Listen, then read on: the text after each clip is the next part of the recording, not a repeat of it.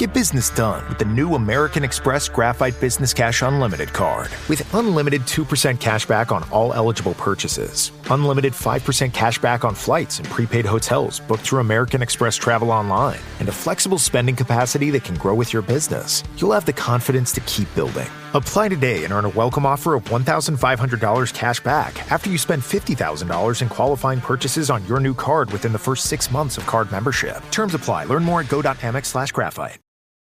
Your body isn't a problem to fix. It's a system to support. From PMS to pregnancy to menopause.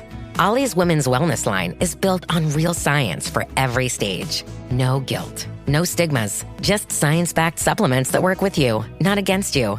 Choose science over shame. Find support at a retailer near you or on ollie.com. That's OLLY.com. This podcast is part of the Robots Radio Rocket Club, a program designed to help all podcasts reach their full potential. For information about joining the Robots Radio Rocket Club, check out robotsradio.net. Welcome to Holocron Histories, Star Wars Canon versus Legends, where we're going to take a deep dive into the lore of the Star Wars universe. Hello, and welcome to the Holocron Histories podcast, where we talk about Star Wars canon versus legends. There's a lot of legends material, there's a lot of canon, and it's hard to keep track. I'm one of your hosts, Austin, also known as Teacup, and I, fun fact, remember getting The Force Unleashed 2 and at GameStop. And the employee there shamed me for buying Force Unleashed 2 because he said it was a crap game and didn't add anything to the Star Wars world. What? Okay, that's. I don't even know how to respond to that. I'm your other host, Ben of Temeria, and I feel like for being an ex-GameStop employee and manager, that is frowned upon, and no, that is a false statement. That is terrible. And yes, it colored my opinion going into the game, because I remember playing that and being like, "Oh, this is weird." I didn't like that you had to when you found a color crystal, only like. No, you're breaking up. Oh, crap. Am I? How am I still? Oh, you're good now. Okay. So, yeah. So, there's just all this there were things that I, probably cared more about because this guy said it was a terrible game. Is it as good as Force Unleashed, the original? I don't think so. But it's a solid game. Yeah, I mean, I wouldn't say 2 is as good as 1, but I would say 2 is as much fun as 1. Because you have 2 sabers, and hacking and slashing and dealing is double the damage as you did in the first one. Yes, because Starkiller was in fact our first dual-wielding backhanded saber. Yes. Yup. This is true. So, to start where we left off last week we ended with his time on Felucia with Starkiller.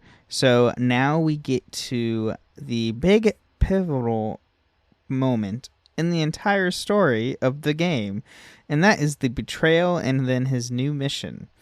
So, Starkiller had to suppress a smile as he strode into Darth Vader's chambers. Beyond the viewport, a fleet of Imperial Star Destroyers clustered around the incomplete Executor, the Emperor's flagship. When Vader informed him as much, Starkiller assumed that Vader had lured the Emperor to them to ask them what they would strike. Vader corrected him.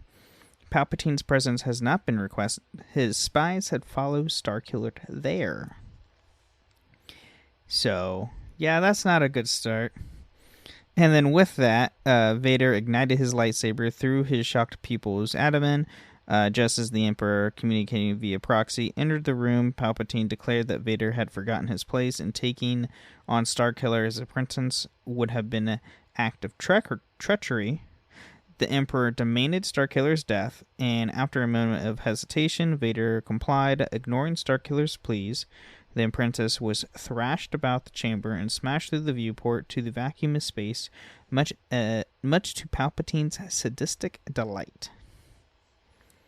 Yeah, I mean, if playing this for the first time and knowing Star Wars, you kind of can see where this was going when you stepped in the foot of the room. But, you know, if you weren't, like, huge into Star Wars and started playing this game, you had no idea that was going to happen. Yeah, I remember that.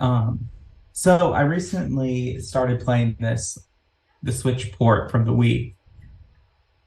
And I did not realize that the Wii's version of this game is a different game from the other two consoles. Like, Yes. the maps are different. The way you like interact with the Rogue Shadow is different. There's so much that is just different. Yeah, that's so fun fact. I actually played Force Unleashed on the Wii originally before I even played it on my 360.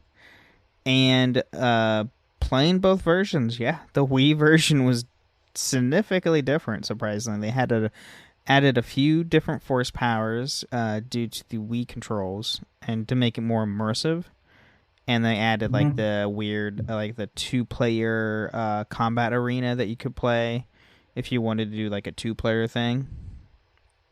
Mm-hmm. And yeah, I think there was some like some difference in like some of the missions, as in how they laid out. I believe I can't remember. The maps are totally different.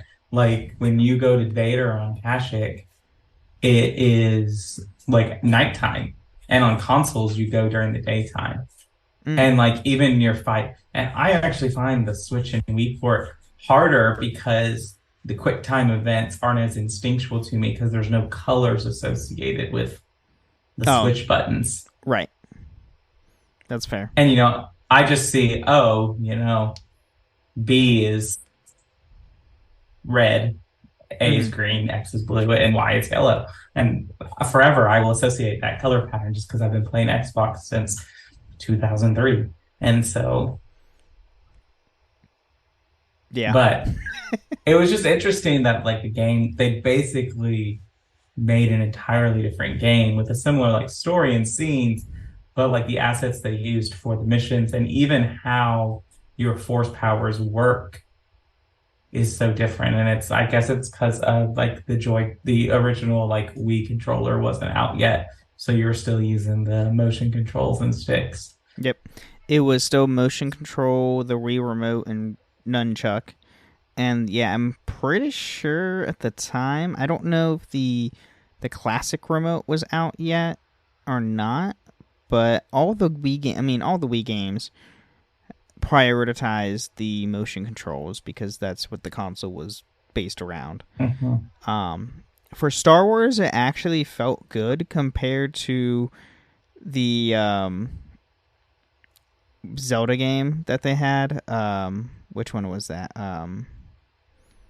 It's with Young Link. It's Wind Waker. No, not that one. That's Toon Link. That was GameCube. Oh shoot. Skyward Sword. Because those controls are complete crap. Well, and it's interesting because then they introduced the like Wii U. And I remember that because I can't remember which game it was, but they like introduced the Wii U and then they released one of the Pokemon games for like the 3DS, and like you had a Wii U in your room when you were waking up. I think that might have been Sword. No, it would have been Black and White. Black and White. And maybe even Ultra. Or just basic Sun and Moon. Maybe? No. It's I remember where I saw it. It was Alpha Ruby and or Omega Ruby Alpha Sapphire. Okay. Well, we're getting off topic with Pokemon. Yeah. But anyway, so my whole point was that this scene and the following mission that you play on console doesn't exist in the Switch version. The scene does, like where Vader betrays you and throws you out, but like the scene where you get repaired and you escape and you save Juno. Like, it's not in the Wii game. Yep. So, while Starkiller was unconscious, his body was collected from the vacuum by Vader's droids and brought to the Dark Lord's science vessel, the Empirical. While Starkiller's body was rebuilt, he remained unconscious, believing himself dead as an experienced multitude of visions and memories. When he finally awoke, he was revealed for the end of the visions, but he screamed when he realized the nature of his circumstances. He was restrained in a laboratory table with Darth Vader standing above him. Starkiller accused Vader of trying to kill him, but Vader told him that his execution, quote-unquote, was Palpatine's demand, which forced the Sith Lord's hand. Starkiller was presented with the option of re-entering Darth Vader's service, with the assurance that if he refused, he and all witnesses would be destroyed in the laboratory's self-destruction. With no other option, Starkiller grudgingly accepted, and Vader released his apprentice restraints. Vader made clear that Starkiller would have raised an army to oppose the Emperor, an alliance of rebels and dissidents. Vader gave Starkiller free range on how to pursue his objective, leaving only the order that was to sever all ties to his past, save proxy, to ensure no one would find out he served Vader, with the final assurance that the dark side was always with Starkiller. Vader cut his transmission, revealing that he was communicating via proxy, assuring her that he would be leaving the Empire behind, thus keeping her in the dark about his continued allegiance to Vader. Starkiller brought her along, continued working as his pilot. And this is about Juno. Mm-hmm. So, can't lie.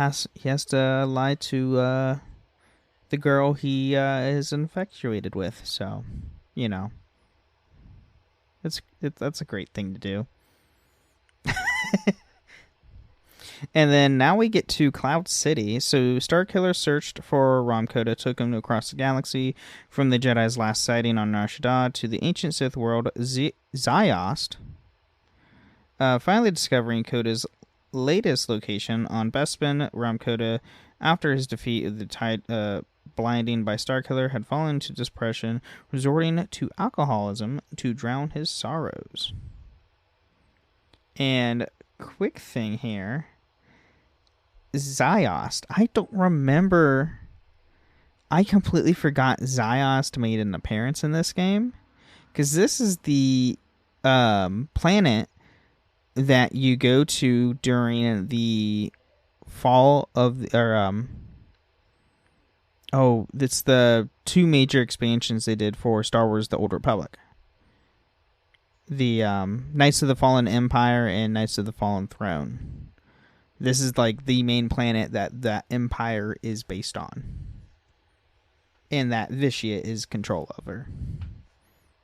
Yeah, and Ziost makes a appearance in Legends a lot, especially in the post ROTJ world. And it's a dark, dark place. Like, even this, I'm surprised they put Ziost in this game that would have been rated T. Right. Yep.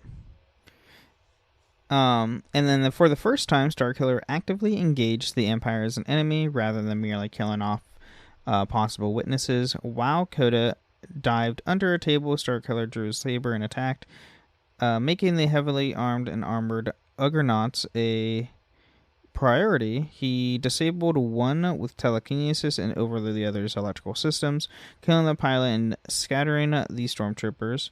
Starkiller found himself hampered by the need to avoid harming innocent bystanders, if only to keep up with his Jedi masquerade, though he still intended to use his original landing site to extract Koda. Koda was unimpressed by Starkiller's victory, feeling that he didn't even begin to dent Palpatine's infinite army. However, after Starkiller appeal to his warrior sense of honor, Coda agreed to join him, revealing that he had contact with the Imperial Senate, who could use Starkiller's lightsaber due to his eagerness to kill stormtroopers. Shortly after rescuing Coda, Starkiller began feeling drawn to the Jedi Temple, thus causing him to return to Coruscant for a third time. And this is where we get to the Trial of Spirit. So Starkiller's final scorn to the Jedi Temple began much the same as the previous visits, though this time the security attacked him immediately upon arrival, rather than calling for his surrender. Despite the garrison now further reinforced by the presence of the Imperial jump troopers, the apprentice still had little difficulty in cutting them down. Clearing out the rubble at the rear of the main entrance hall, Starkiller discovered a lower-level tunnel, following it all the while taking out any Imperials in his path. He reached the elevator platform.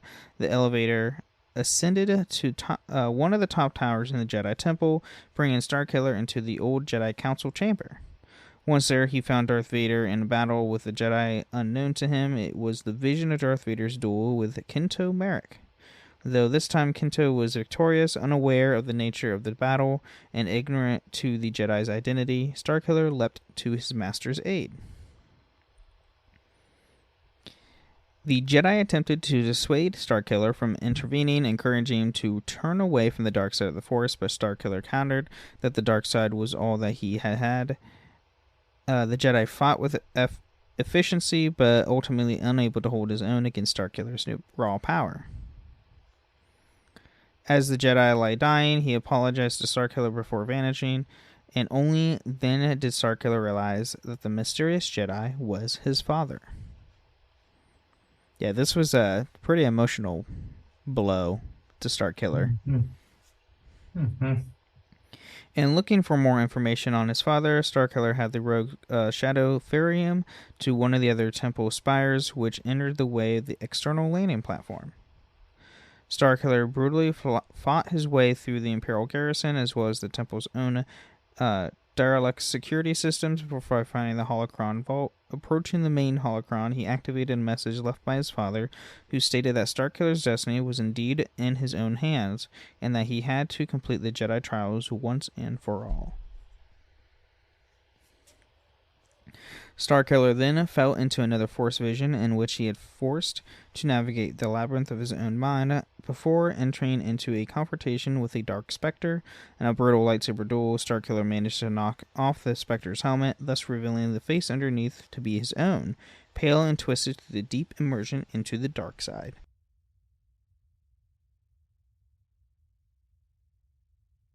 Yeah, this is so interesting because you don't get any of this in the console versions. Like this whole fight with Kento's Spectre, this whole encounter with his own version of the dark side isn't in the console versions. You get something that's like the Jedi Temple DLC. Mm-hmm. That can be in there that is a little similar, but not really. And like, this is just big in the moment of like confronting this. Was this in the Wii version? Yes. Okay, that's what I thought. Because I remember this playing through this, and I couldn't remember which platform I was playing it on. Yeah, because what you get in the console version is, and we're about to get into this, is you escape Vader, you go to Bespin to get Coda, and then he sends you to Kashyyyk to get Leia. Mm-hmm. And there, when you go to Kashyyyk, he encounters Kento's hut. That's right. Yeah, you go to the hut, and that's where you had that vision there instead of the one earlier. Mm-hmm. And so, but I kind of like this better, especially like the emphasis on that, like Starkiller goes through his own version of the trials of the Jedi, which we only really allude to in canon. And like we got mentioned the first time I remember hearing mention of the trials of the Jedi are in the original Clone Wars cartoon. Right. Yeah. And also with this, all this info is, yes, it's from the games, but it is also from the novelization of the games, because they did do a novelization of Force Unleashed 1 and 2 with, and it's weird because now, like, looking back on it, it's like the Wii port and the Wii version specifically was more in line with the book than the actual, like, Xbox and PlayStation versions of the game. Mm-hmm. And I think that has to do with, like, just the technology that existed at the time, like, and that they were trying to make this game that was, like, really kind of, I feel like, building off of the original Revenge of the Sith game and, like, the old original, like, Xbox Lord of the Rings games. Really kind of building off of those, like, you've got those levels and you're building up your different stuff and your abilities, and you walk around and it's like half side scroller, half 3D platform, half whatever. Right. And so I think a lot of what they were doing was, let's maximize that style of gameplay. But I think, as we're going to talk about, when you get to the second Force Unleashed book, it pretty much follows what the game laid out too. Right. Yeah. So, however, as Starkiller regained his senses within the holocron vault, he saw that his left hand had taken on the clawed and imperated appearance of the warrior's arm, who intoned that Starkiller would never escape him. So upon his return to the Rogue Shadow, Starkiller sat down with Coda and attempted to discuss the events within the temple, though Coda quickly ended the conversation by asserting that it is none of his business. So now we have him going back to Kashyyyk. So in his much reduced state, Ram Coda provided to be a valuable ally, communicating with the contact and providing him with another destination, Kashyyyk, with the assurance that it would be revealed to his contact wanted, he would provide them with further help. Entering the guest quarters, he found himself facing Princess Leia Organa in the scene that precisely matched one with the visions, while on the Imperial, Leia was intentionally under the impression that Starkiller was an assassin for Emperor Palpatine and dismissed his assertions that he was here with Ram Coda, believing that Coda had died above Nar Shaddaa. As Starkiller made his way through the ravaged undergrowth cleared by the Imperials, he forced a dilapidated old hut permitted by the great darkness in the forest. Despite the ejections of Coda, Starkiller entered the ruin. Within he found the evidence of a lightsaber duel in the form of burned slash marks on the walls. His search also included the discovery of a small blue crystal on the floor. As he rose, he suddenly caught the throes of a violent force vision. He witnessed the murder of his father, as well as his own abduction from his home by Darth Vader. Starkiller exited the hut. A changed man. His newfound knowledge of his origin shocked him to the core. Arriving at the groundside morning for the Skyhook, Starkiller plowed his way through the Imperial security and fortifications. Approaching the first of the 6 mornings, Starkiller resonated with the structure, probing his strengths and weaknesses before channeling massive amounts of force energy into the structure. And despite this success, Starkiller was furious at Coda for vagueness, withholding of information, and confronted the former Jedi General about it. Coda revealed that his contact indeed was Imperial Senator Bail Organa, who had tried to recruit Coda to rescue his daughter. Coda had refused, so Bail went in search for Shaak Ti. As Coda revealed Starkiller accidentally let slip that he knew Shaak Ti had been on Felucia, almost giving himself away, though he managed to cover it up by claiming that Coda's thoughts were simply easy to read. Starkiller retreated into seclusion afterwards this approach by Juno. He refrained from opening up to her, but looked over piloting duties for the trip to Felucia so she could rest.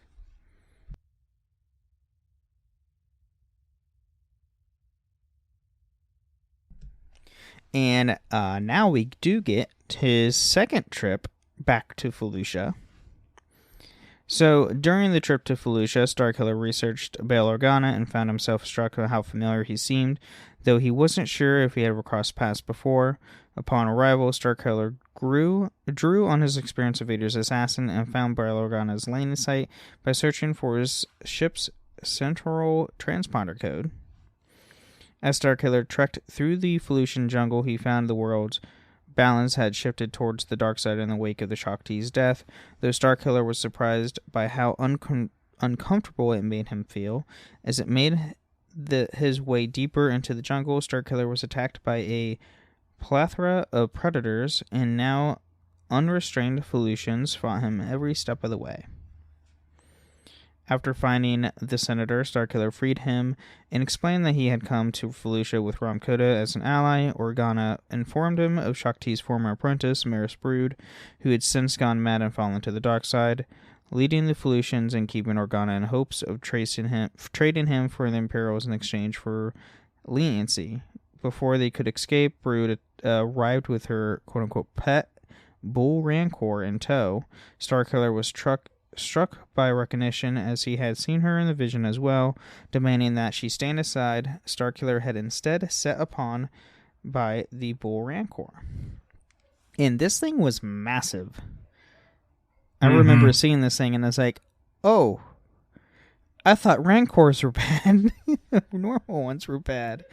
This is like, it's like 2 times the size and like 3 times scarier. Yeah, I remember this. And I remember playing it. And like it was so massive, especially like on consoles and going in there, that like even though I was playing on like an Xbox 360 and it was like a good one, there was still like latency in there just at the sheer size of rendering that they were trying to do on the Bull Rancor. Yeah. So, beaten and exhausted, Brood surrendered, promising to turn away from the dark side in exchange for mercy. Starkiller was skeptical about her serenity, seeing that her talents and skills were poisoned, inwardly focused towards survival. He considered her not worthy of the dark side. However, he relented, though he refused to transport her off-planet, and she fled the scene. Bail Organa disapproved of letting her go, as she reminded him too much of another fallen Jedi he had known. Starkiller asserted that she wasn't truly free and she would always carry the memories of her actions with her.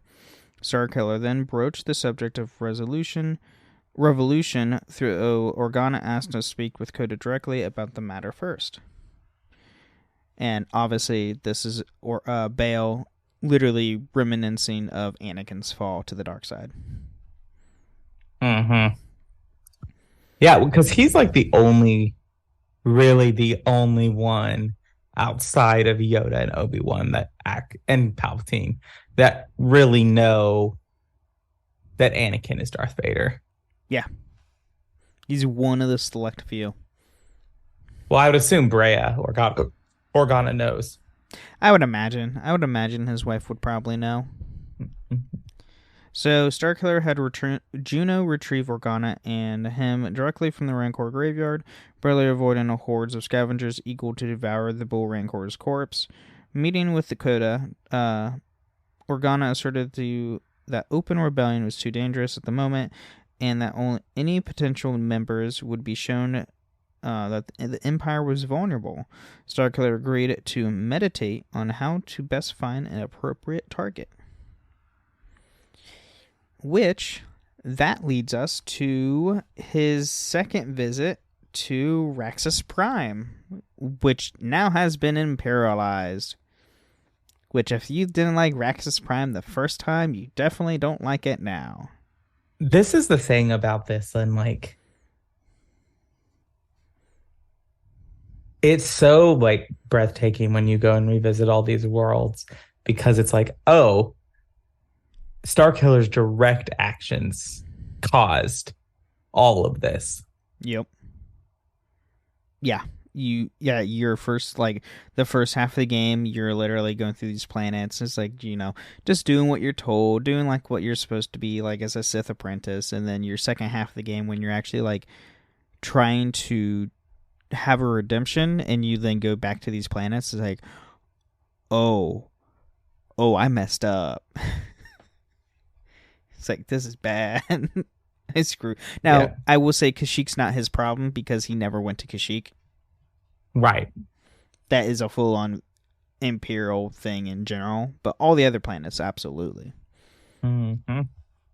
So, Juno and Proxy conceived the plan to attack for destroying the Star Destroyer shipyard on the surface of Raxus Prime with a colossal iron ore cannon used to fire raw materials into low orbit for retrieval and use within the shipyard.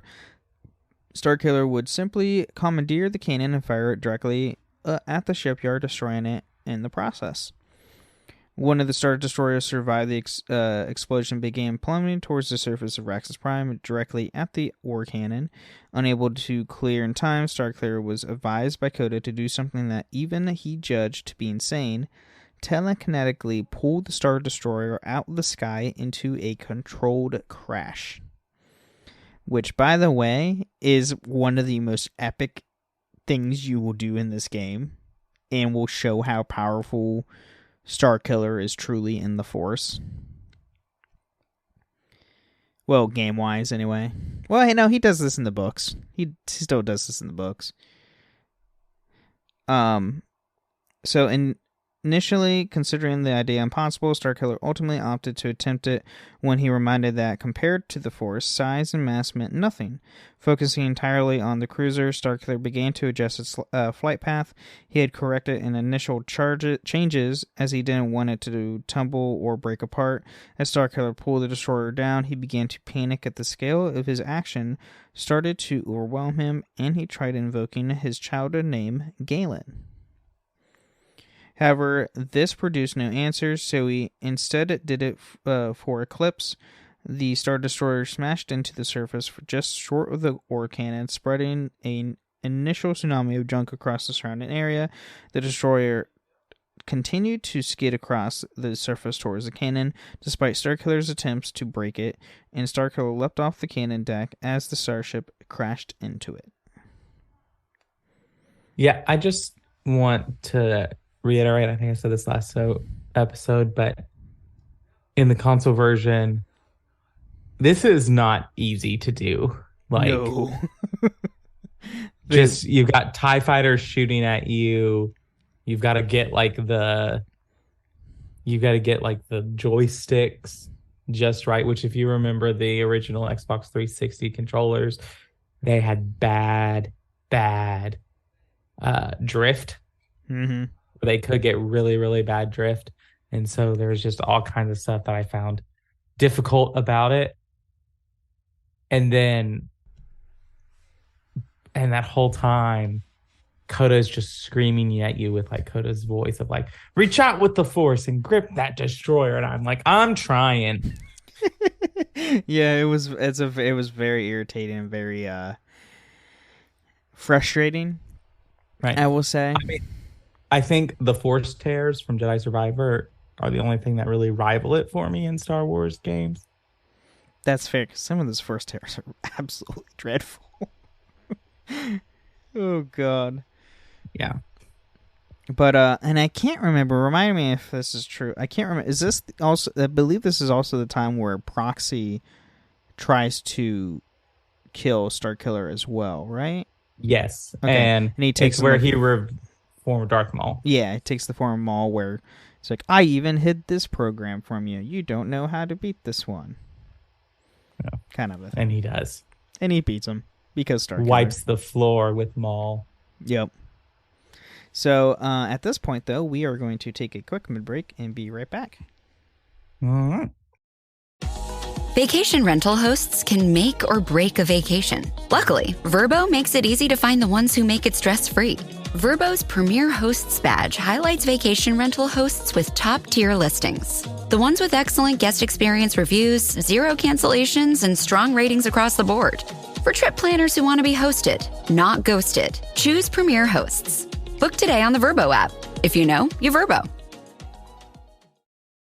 Tomorrow morning is knocking. Stock your fridge now. How about a creamy mocha frappuccino drink? Or a sweet vanilla? Smooth caramel, maybe? Or a white chocolate mocha? Whichever you choose, delicious coffee awaits. Find Starbucks Frappuccino drinks wherever you buy your groceries.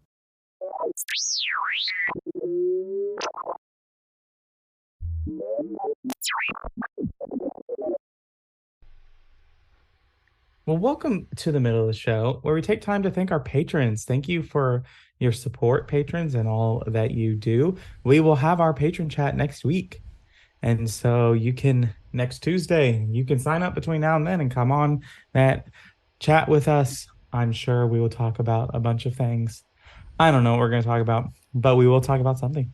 And you can come and join that with us by signing up on Patreon at holocronhistories.com. No, Holocron Histories.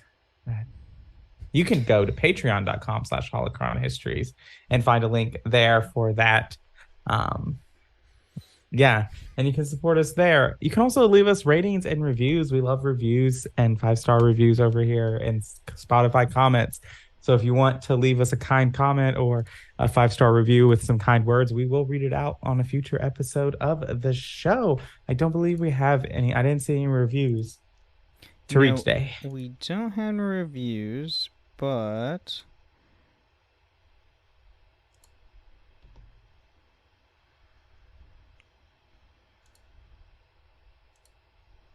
and we do not have any Spotify either. All right. Well, we could use some to come and hang out and say some nice things. If you really like this show, this is a great way to support us, to let other people know what kind of show we put on and that this is a good show and a good Star Wars place to be.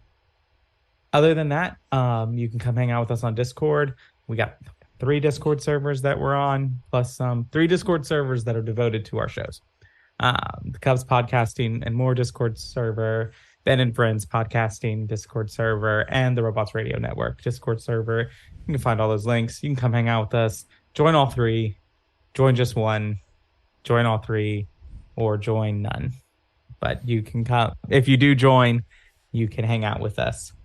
And then lastly, we go live every week on Tuesdays. We are live on Twitch at Ben of Temeria / twitch.tv/Ben of Temeria. You can hang out with us live there every week, and it'll be a lot of fun. And Ben is on his way to the path of affiliate, and he has crossed that 50 follower threshold. And so we need to start averaging some viewers to get us to that affiliate route. Yes. Please help me out, because once I become affiliate, then you can subscribe, and then I could do really cool streams to where I think it's this upcoming weekend, Tom and Lotus and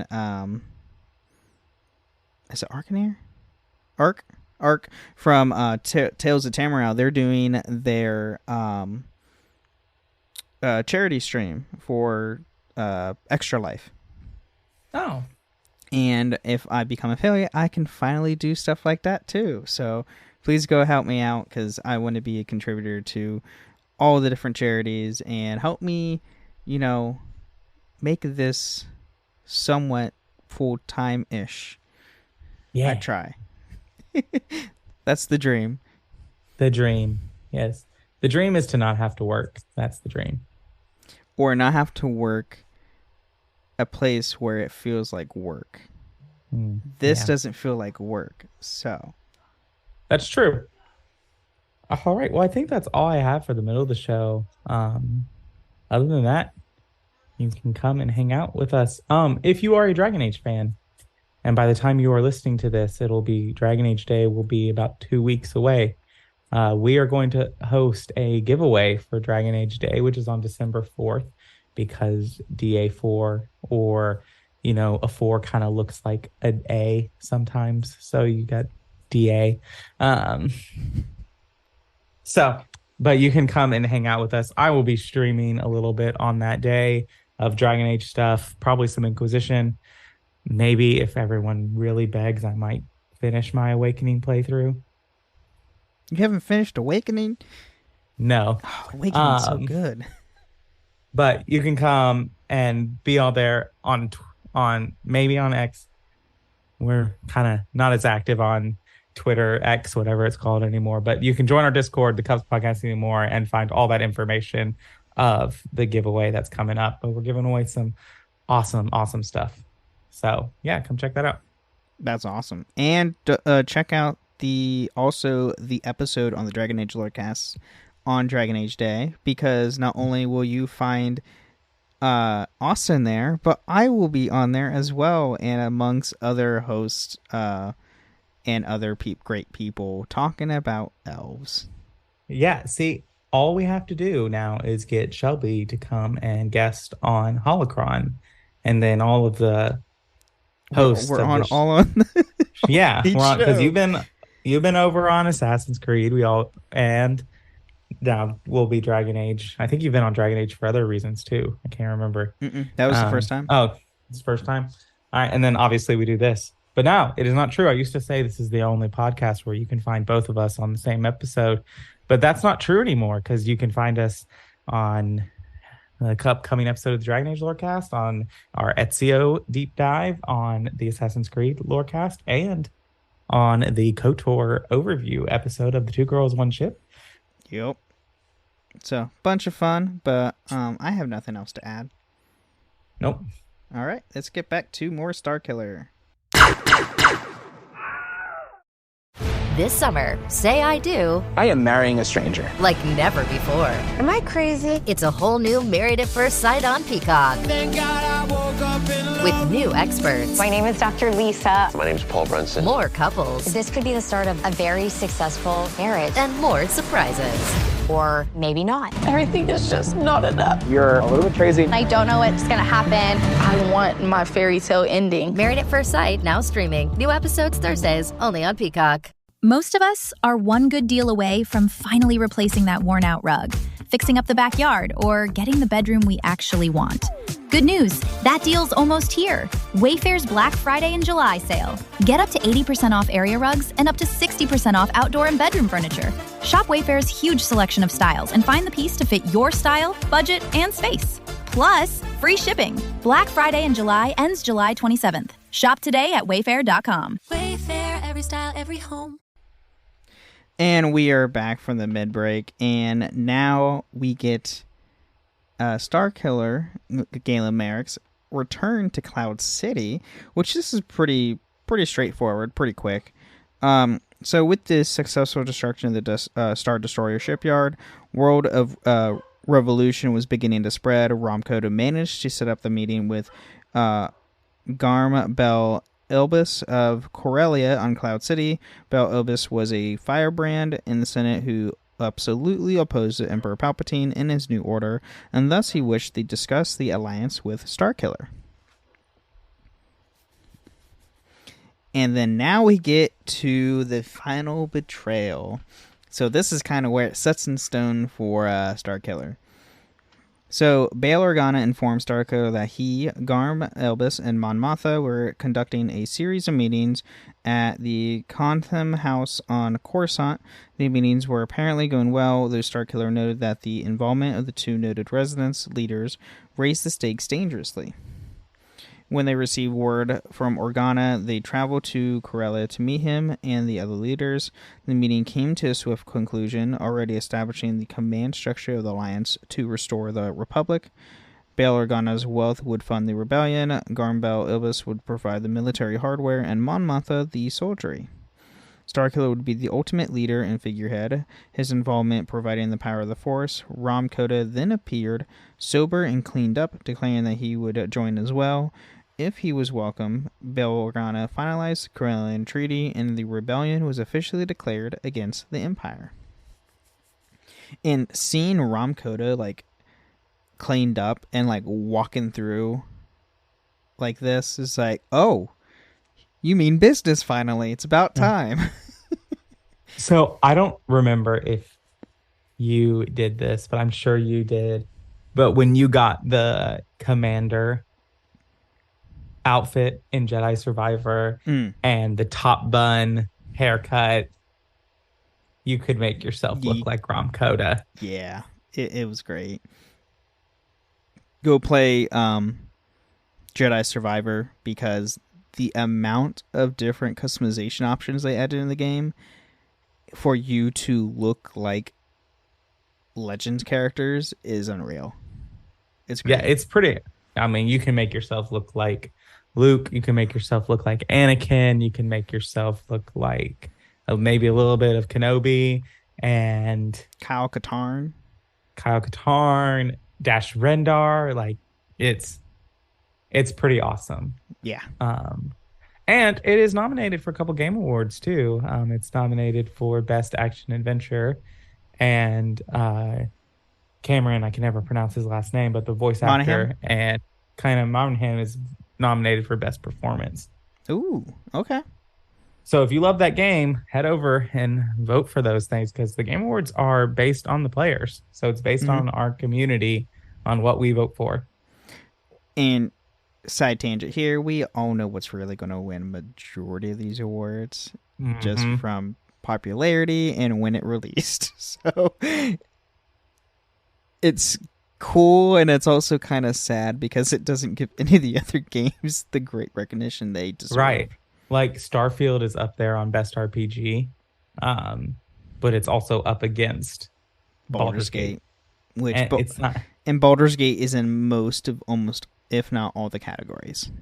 Right. And like, I'm super happy. I don't typically like it when one game sweeps every category, but Larian is not a AAA studio and is undersourced and have made an amazing game. And so if they do win, they deserve it. But if you want to see, if you like Jedi Survivor and you wanted to get it some votes, go over to the Game Awards and vote for it in its categories. Absolutely.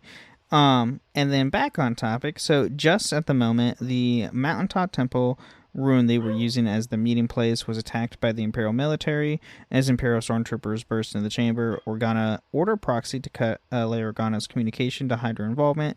Darth Vader marched into the chamber, ordering his troopers to take the rebels alive for personal execution by the Emperor. Starkiller quickly deduced that the very beginning referred to the start of the apprenticeship, and thus he realized that his entire life had been a sham and that Vader never intended to destroy the Emperor. Darth Vader confirmed this, though he added that he didn't intend to dethrone the Emperor with Starkiller specifically. And then, although he survived the fall, Starkiller unconscious in the snow for some time.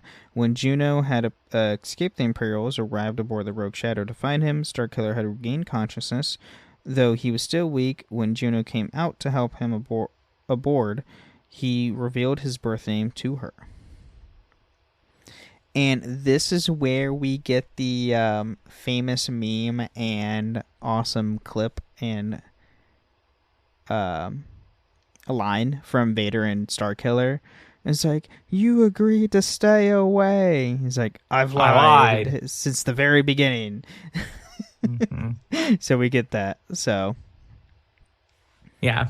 Also, his Jedi outfit, the Jedi, not the ceremonial robes, but the one that he wears on the Death Star, is one of my favorite Jedi outfits. It's like the black and gray kind of thing, and it's kind of similar to the tunic, but it's got very like flowy robes. It reminds me of like an Assassin's Creed style robe. Oh yeah. It's like a dark cream white and like gray. Yeah. Yeah, those robes are great. I like that a lot. Also, this is unrelated, but what color crystal did you use the most with Starkiller?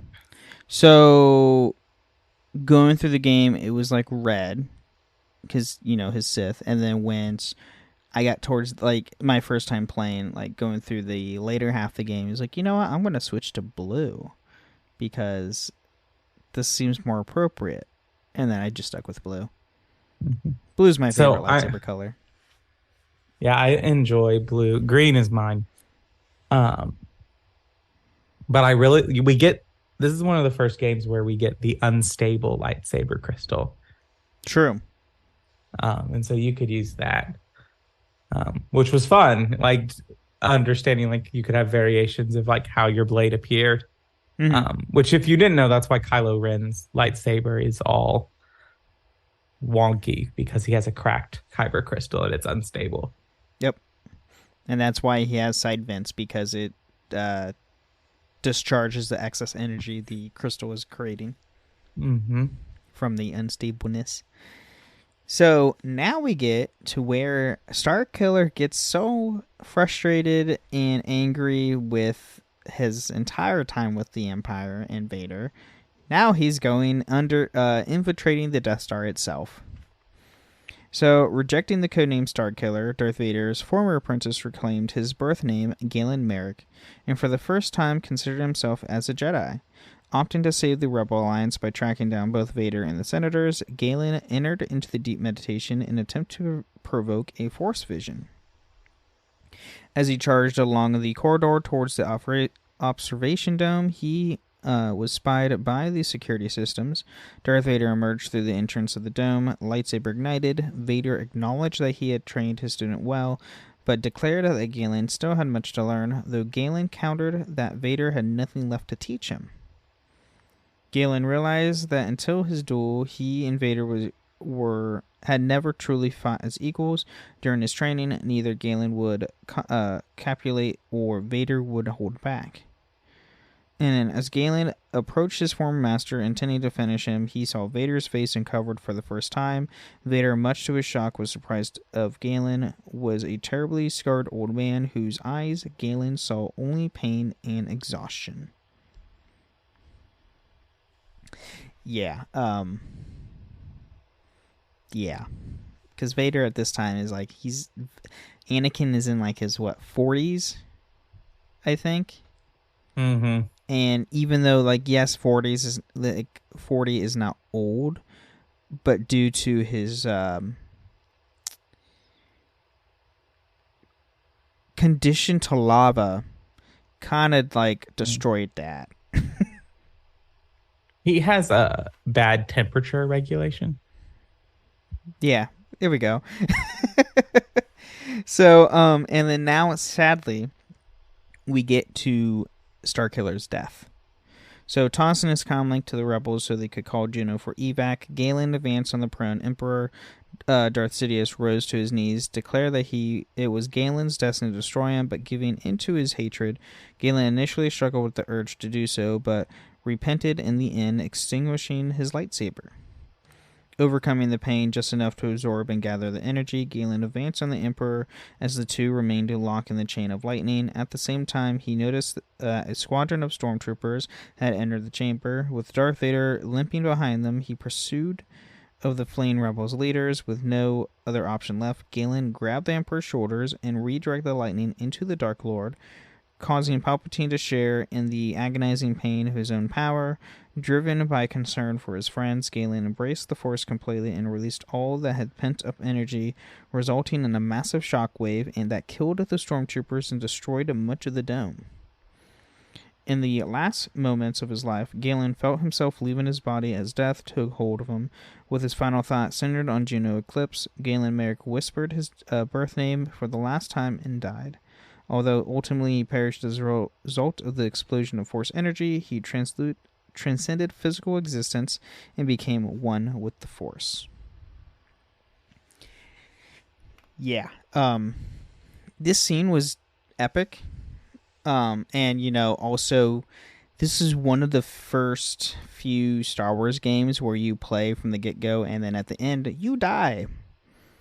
Like, I was not expecting this ending for the lightsaber at all. Because canonically, the lightsaber ending is the canonical ending. And Galen dies. He sacrifices himself for the greater good. And it just comes back to, like, this point of storytelling of you've been this so powerful person and you have defeated Vader. And it really just shows the power of Palpatine that, like, even probably Luke would not have survived had not Vader turned and redeemed himself and assisted Luke in throwing the Emperor Palpatine into the shaft. Like, this was a moment of showing, like, no, it is Luke and Vader who are destined to destroy this Emperor. Yes, this is sad and this is tragic, but this is the destiny of the Force. And Galen Marek plays his part in setting up that destiny. Mm-hmm. But it's not what is supposed to happen. Right. So we do now get to his martyr. So Princess Leia proposed that the rebels use the Mark family crest as a symbol of hope to rally behind, and which all agreed. The Rebel Alliance, as well as the New Republic, its successor states, and the New Jedi Order would use his crest and variants of it ever to the next century. Juno asked Coda if he knew the man who created the Alliance was the same one who tried to kill him less than a year earlier. Coda revealed that he had always known and still agreed to help. He explained that despite all the dark thoughts and filled the Sith assassin's mind, Coda was able to glimpse at one bright thing that Galen held onto until the very end. Juno. And then Mark's battle in the Death Star dealt heavily damage to the battle station and caused the setbacks on the operation. And Zero BBY, shortly before the Death Star's eventual destruction in the Battle of Yavin, Vader stated that no one would stop the Galactic Empire's operation of the Death Star this time, in allusion to Marek's battle there 2 years prior. There will be no one to stop us this time, is the quote that Vader says. Yeah, it's just the way this story tied in. This is what I love about external media sometimes. I love when external media enhances a story, but isn't required to understand the story. Like, you can still understand Star Wars and everything that goes on without playing The Force Unleashed. You don't need that to understand the main stories of the Skywalker saga. But it made it so much more meaningful, right, to know that story. Yep, going in, like with Legends, with the Legends timeline and everything. This, and during its time as a game, showed so much more meaningful behind the rebellion and what it truly meant. With yeah, you can watch the see the original trilogy and it's okay, you understand it, but when you play this game, it's just you truly get a better grasp on the sacrifices the rebellion has made, right, to fight against the Empire. And a lot of people will point to sometimes and say about there's too many Jedi that survive Order 66. But even Mace Windu cites that at the beginning of the Clone Wars, there were 10,000 Jedi Knights. Or something like that was the number that has been established. If 1% of them survived Order 66, that's 100 Jedi Knights. Yep. It's still a lot. Right. So it's greatly possible. Especially with the fact that they were supposed to send out a distress call that would bring all of the Jedi back to the temple. The fact that Obi-Wan is able to disable that and send out a similar message or a contrary message ensures survival of others. There's at least, I think it's very likely that at least 100 Jedi Knights survived Order 66. Right. And then this is canon and Legends that we're going over, because this is on both. With canon wise, we've only seen a dozen, maybe two, 3 handfuls. Right. Because I don't count. Ezra is not a survivor. He's not a survivor of Order 66. So Kanan, Ahsoka, Cal Kestis, Seer Junda, Endo Cordova. So that's about 5. And you have the main ones: Yoda, Obi-Wan. Yeah. Yoda, Obi-Wan. Various Jedi that we see in Kenobi, and other medias like that. There are Jedi that survive, and some of them are hunted down in the 19 years that are between that. But the way, and it makes sense to me, especially with Ahsoka, and we know Ezra is gone, but with Ahsoka surviving and even training Sabine or doing that, Bail Organa was very much a contingency person as Palpatine was. He didn't want all the Jedi in one place. Nope. In case they failed, so there would still be Jedi to lead. Yep. But so we do have the last thing we have is behind the scenes. I will, before we get into that, I will like talk a little bit about Force Unleashed 2 with Galen Marek. Now, it's not. I didn't really include Galen, the Force Unleashed 2 into his deep dive because technically that is a clone, for one. And two, I mean, there's story to be told, but it's not like story. It's not as heavy story based as the first game. There's story in there, and it's essentially the clone just trying to find his identity. And that's all it is, really. I mean, that's all I really have to say about Force Unleashed 2. It's a fun game and everything, but like compare the stories, Force Unleashed 1 by far. You can, a fun little tidbit in the Force Unleashed 2, if you play on Xbox and you play the Endor DLC, you fight a Jedi version of Leia at the end. That's true. And her design and Rey's design is almost an exact copy of Leia's design from that game. She even has a yellow lightsaber. That I never connected the two. Now, granted, Leia she's normally like seen wielded a yellow saber in Legends material. That's typically her color. But I completely forgot. Like, yeah, now that you say that, her design in the Endor mission of Force Unleashed 2 is almost like almost a copy and paste to Rey. Which is, I think I like, but it was just fun for me. It's a little fun tidbit. Yeah. But so behind the scenes, so Starkiller / Galen Marek was first conceived as what Luke Skywalker would have become if he had joined Darth Vader at the end of Star Wars Episode 5, The Empire Strikes Back. In the concept arc, Marek wears what appears to be this some sort of Force shackles. The character was also meant to have a Sith title via official mandate from George Lucas, with the considered titles either being Darth Icky or Darth Insanius.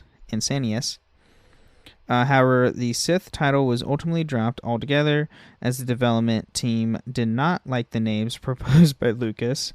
Jacob Neon was the character's original name, but was changed shortly before the game's release due to the earlier releases of the novel and the comics. Marek was named Jacob Neon in the German translation of the novel and the French language version of The Force Unleashed. That's interesting alone. The PS2 and Wii databank entries also reflect the difference, listing Kinto Marek as Kinto Neon instead. Hayden Blackman, writer of The Force Unleashed, said the Spike TV interview that his codename began with S. It was later revealed to be Starkiller, a name originally in the early drafts of Star Wars. Luke Skywalker's name was originally going to be Anakin Starkiller. Galen's surname, Marek, is also a common Polish, Czech, and Slovakian given name in the Eastern Europe variant of Marco. While the first name Galen is a Greek name that means calm and healer, although it is also the Swedish version word for crazy and mad. And then before deciding on the Marek character, other considered ideas for the main character of The Force Unleashed included a Han Solo-like smuggler, a heroic rebel Wookiee, the last Skywalker, and a gadget-wielding mercenary. Michael Kirkbride conceptualized the idea that Marek would die at the end, as defeating the Emperor and redeeming Vader was the work of a new hope and innocent. And the character is based on the voice and appearance of Sam Witwer in the video game adaptation, best known for the role as Lieutenant Crashdown in sci-fi's Battlestar Galactica. Marek's childhood voice and likeness was provided by Zeb Dries. Witwer expressed an interest in appearing in the shelved Star Wars live-action TV series, possibly as Marek, but the series went unproduced Dave Filoni considered recanonizing Starkiller and introducing him as an Inquisitor in Star Wars Rebel, which also featured Sam Witwer as Darth Maul, but the idea was never materialized. Yeah, I think his introduction to canon is a little complicated. I think it would lead to... Well, they'd have to redo his whole story. Because his entire character, story, everything for Starkiller to be in canon, they would just literally have to redo him. He would be a completely different person and character as a whole.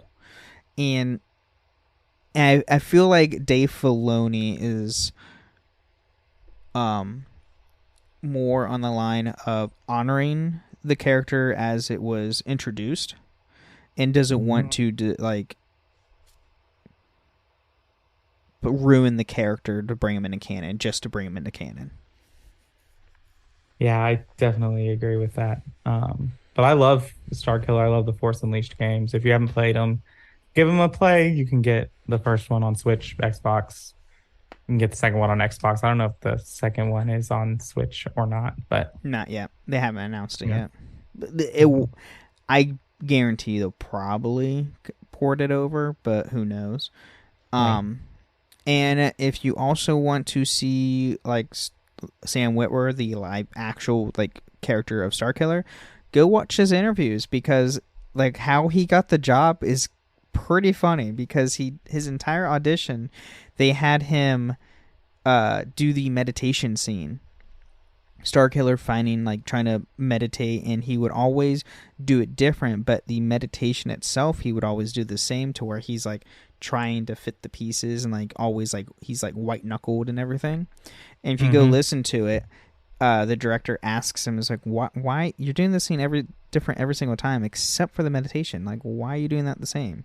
He's like, oh well, he's a Sith, he doesn't know how to find peace, he doesn't know how to do this. And he goes in full on Star Wars nerd right then and there. And then he was told after he got the part, it's yeah, that's when you got the part, is when you started becoming a Star Wars nerd. That's pretty amazing. It's yes. So being a Star Wars nerd is good for some show business stuff. Yeah. So well, thanks for bringing all of this to us. We are out of time, unfortunately, for tonight. And so thank you all for being here. Thank you for listening to the Holocron Histories podcast. And may the Force be with you. Thank you for listening to Holocron Histories, Star Wars Canon versus Legends. You can find us on the Robots Radio Discord at robotsradio.net. You can also follow us on Twitter at SWHoloHistories and contact us at holocronhistories@gmail.com. What if I told you you only have 12 hours to legally have sex? To finding true love, or just a good guy. From the director of Easy A and Anyone But You. This whole thing is nuts.